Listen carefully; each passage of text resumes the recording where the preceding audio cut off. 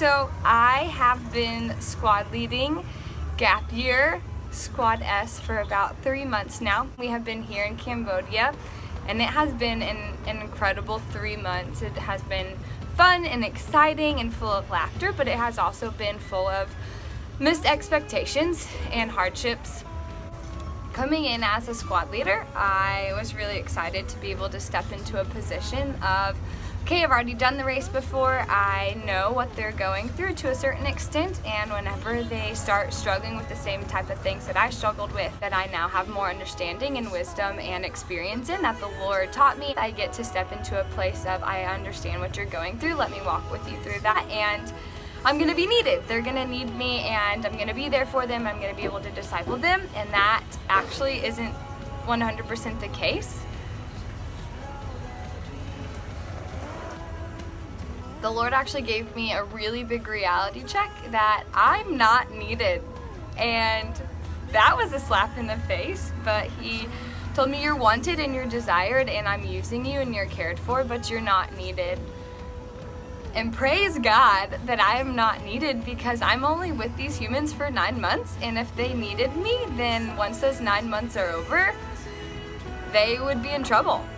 I think this became the most real when 2 of the girls in our squad decided to go home, and I instantly started believing the lie of they're leaving because I'm not good enough. The Lord so gently reminded me, He said, you can't be good enough for people to stay, and you can't be good enough to cause people to leave. You're actually putting a false importance on yourself, thinking that this is about you, but it's not about you. It's always about me. He said, Taylor, you don't have to do anything. You cannot do anything to be good enough, but I've made you good enough, and so all I need you to do is to sit in my presence and to sit in my love and allow me to overflow out of you, and for you to just point people back to me. That is the only thing you have to do. And as easy as that sounds, it's actually really difficult. We grow up in a world where we have to do and perform and produce, and it's really hard to not have a performance aspect when it also comes to our relationship with God. It's been difficult because this season of my life looks very different than the last season of my life, doing 11 and 11. This season of my life looks a lot more like relationship and discipleship, and not as much of going out and doing.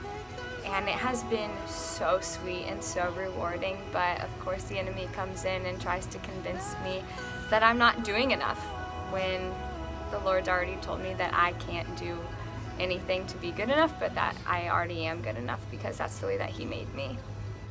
And the Lord just knows me really well, and so He knows that I love sports, and He gave me this picture of a football team, and He said, you so often have thought you needed to carry the team on your back. In your past, you thought you needed to encourage people and carry the team and to play the whole field, but now you're finally in an environment where you can't carry the whole team because you're surrounded by people who are actually playing their position too.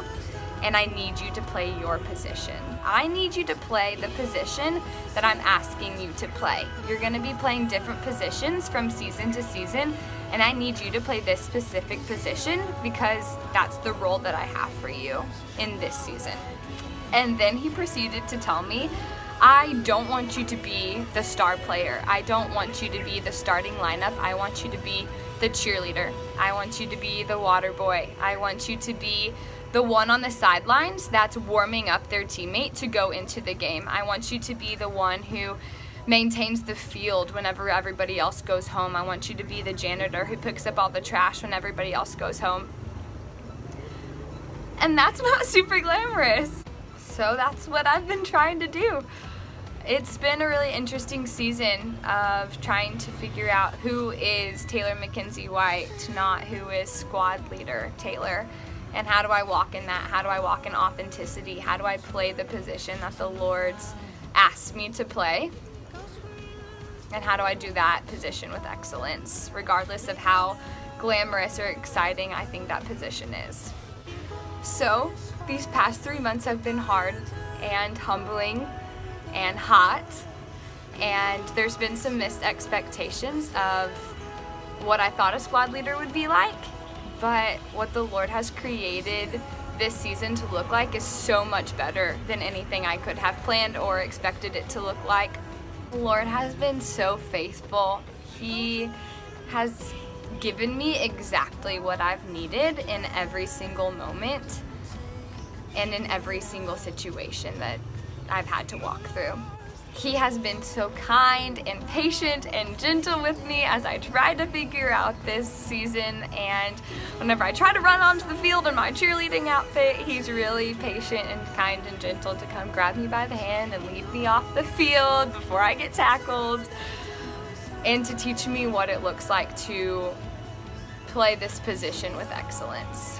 He's teaching me about humility, and he's teaching me what it looks like to walk in obedience in the things that aren't glamorous and extravagant and put on display, but the everyday kind of love that's interruptible, and the everyday kind of love that is approachable and available in the secret moments that nobody else sees. He's teaching me how to walk in my giftings and the things that he's given me to give away to other people, even when I feel like I'm not needed, because I'm not. I love that I get to lead a squad who doesn't need me. They're freaking awesome. They're really incredible humans, and if you ever get the chance to meet this whole squad, you will be very blessed. They are constantly encouraging us as leadership, of reminding us how loved we are, reminding us that we're doing a good job, reminding us that we're not failing, and just genuinely loving us the way that a family loves each other. And that's not something that you get every day. So that's what these past 3 months have looked like. That's what the Lord's been teaching me. I have been surrounded by an incredible leadership team, an incredible squad. The Lord has been so good and so faithful, and He's showed up in really mighty ways, and it's been a little bit messy, but He picks me up and dusts me off every single time. So I'm excited to get to tell you what it's like at the end of these next 3 months in Ethiopia. You surprise